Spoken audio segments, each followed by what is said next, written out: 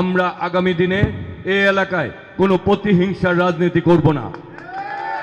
আমরা আগামী দিনে দলমত নির্বিশেষে যারা এই এলাকার জন্য কল্যাণকর, যারা এই দেশের জন্য কল্যাণকর, যারা আগামী দিনে ঢাকা নয়কা করতে চায়, এই এলাকার উন্নয়ন চাই, আমরা সবাইকে নিয়ে আগামী দিনে সর্বস্তরের সবাইকে নিয়ে আমরা কাজ করতে চাই। আপনারা আমাদের মুরব্বী, আপনারা সামনে থাকবেন, আপনাদের পরামর্শ নিব। আমরা আপনাদের ব্যালটের মাধ্যমে নির্বাচিত হলে আপনাদের পরামর্শ নিয়ে অগ্রাধিকার সীমিত সম্পদের সর্বোচ্চ ব্যবহারের মাধ্যমে অগ্রাধিকার ভিত্তিতে আমরা কাজ করব। আমরা এলাকা ভিত্তিক যাব, মাঠের মধ্যে বসবো, ঘন্টার পর ঘন্টা আলোচনা করব কোন কাজটা আগে আমাদের করতে হবে।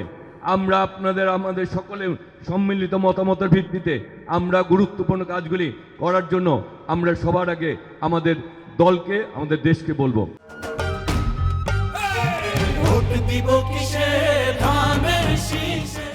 এবং সেই কথাটি বলার জন্য আমাদের তো কিছু আমার প্রতি এই কিছু কাজ করতে হবে।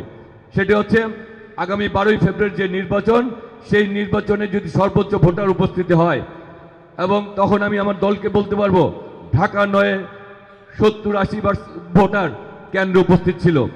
আর আপনাদের সেই সন্তান হিসেবে আপনাদের ভালোবাসায় যদি উত্তীর্ণ হতে পারি, আমি 38 বছর যাবৎ রাজনীতি করি, আমি মাদার থেকে স্থায়ী বাসিন্দা।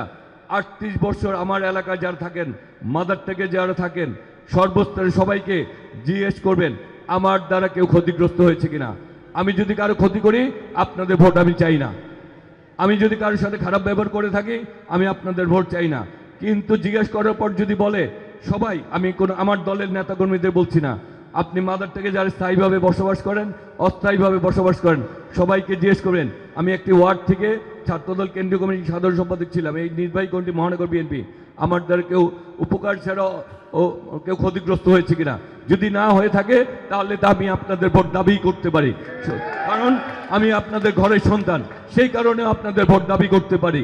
সুতরাং বলছি আগামী দিনে আমরা সবাইকে নিয়ে কাজ করতে চাই। আমরা চাই 31 দফার আমাদের বর্তমান চেয়ারম্যান জনাব তারেক রহমান বলছেন আগামী দিনের বাংলাদেশ শুধুমাত্র বাংলাদেশ জাতীয়তাবাদী দলের বাংলাদেশ হবে না।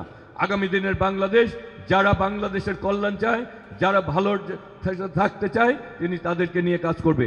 তা আমরা আমাদের এলাকায় করতে চাই। আমাদের এলাকায় অনেক সমস্যা রয়েছে। আমার দলের নেতাকর্মীরা যদি খারাপ কাজ করে, আমার দল কিন্তু তাদেরকে ছাড় দিবে না। 1-2 বার উত্তীর্ণ হতে পারে কেউ, কিন্তু দীর্ঘমেয়াদী তার ওই পদে শেষ পদ হইতে পারে।